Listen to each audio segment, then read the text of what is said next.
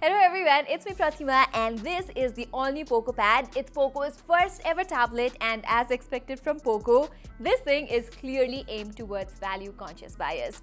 It brings a premium metal build, a smooth 120Hz display, Snapdragon 7S Gen 2 chip and a massive 10,000 mAh battery, all for just $300 or some 20,000 rupees when it arrives in India. So if you've been waiting to get your hands on a decent budget tablet, the Poco Pad could just be it. Let me tell you more. Okay, I want to start from the design side of things first because this budget tablet has a lot of flagship tendencies, mostly thanks to that all-metal unibody design. I really like how Poco went with a nice matte finish all around to complement that premium build material as well. This Poco F6 inspired camera module is quite bold too, while its blue color option with that golden camera ring looks perfectly pretty if you ask me. It also feels so good to see that Poco did not forget about a headphone jack either. However, the fingerprint reader is weirdly missing here, and the other thing I'm not that fond about it as far as the design is concerned is that it's a little too heavy for me. I have been using the latest iPad Pro and my first impression as soon as I picked up this guy was, wow, the Poco Pad is chunky. That means I've had to find a place to rest it somewhere every time I held it with one hand for like a few minutes.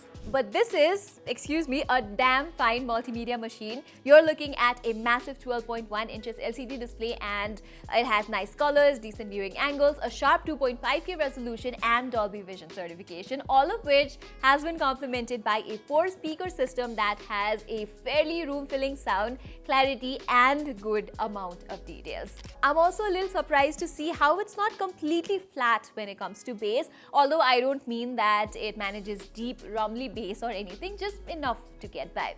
So as you'd expect, binging your favorite shows on Netflix is an absolute treat on this thing, especially those mastered in Dolby Vision, because that extra pinch of contrast, the extra pinch of brightness makes a world of difference when watching something, trust me.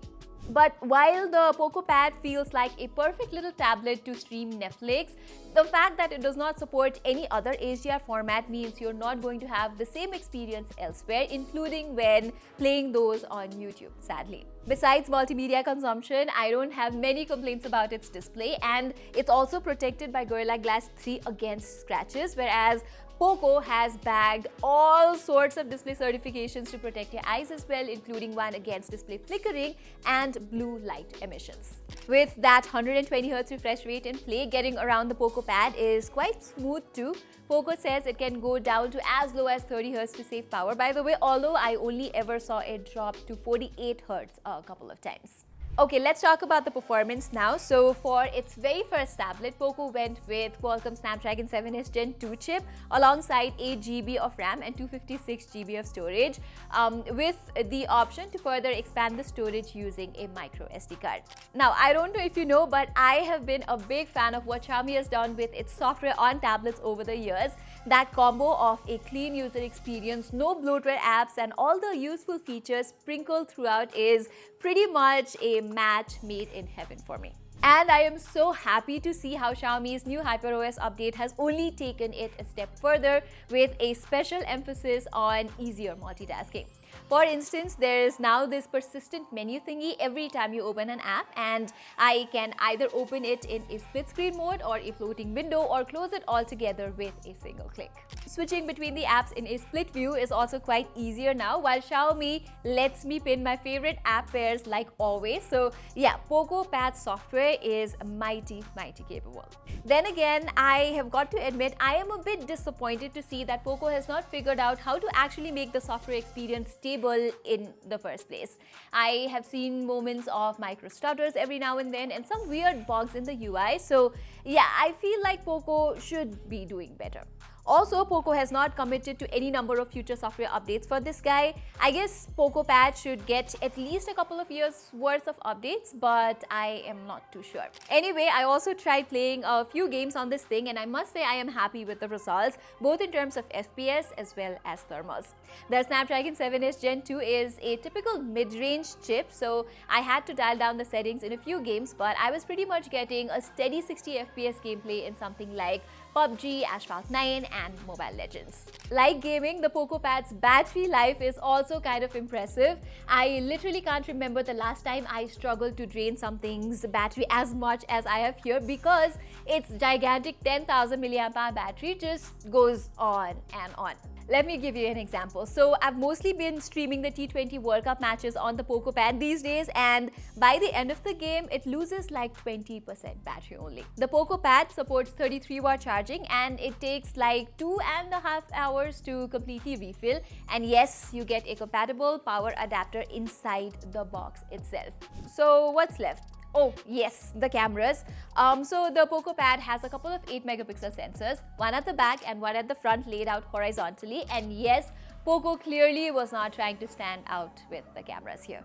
I do like the dedicated document mode though, which lets me quickly snap photos of documents without having to bother with cropping them in the post, and the focus frame feature that tries to keep me in the frame even when I'm moving around during video calls is also pretty cool on a budget tablet like this one.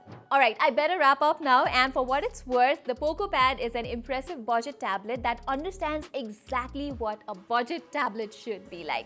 Because be it design, display, speakers, performance or battery life, there's so much to love about this guy.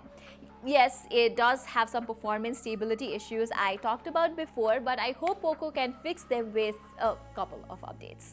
And I also like how Poco did not stop at the basic budget tablet experience either, because guess what? There's also a keyboard and a stylus accessory for the Poco Pad if that's something that you're interested in. This keyboard is a pretty decent one with nice key travel and a quiet noise profile, while I found this stylus to be perfectly fine for casually taking notes, doodling and all that stuff. Although I really wish Poco could let me customize these buttons to trigger different actions or shortcuts as well.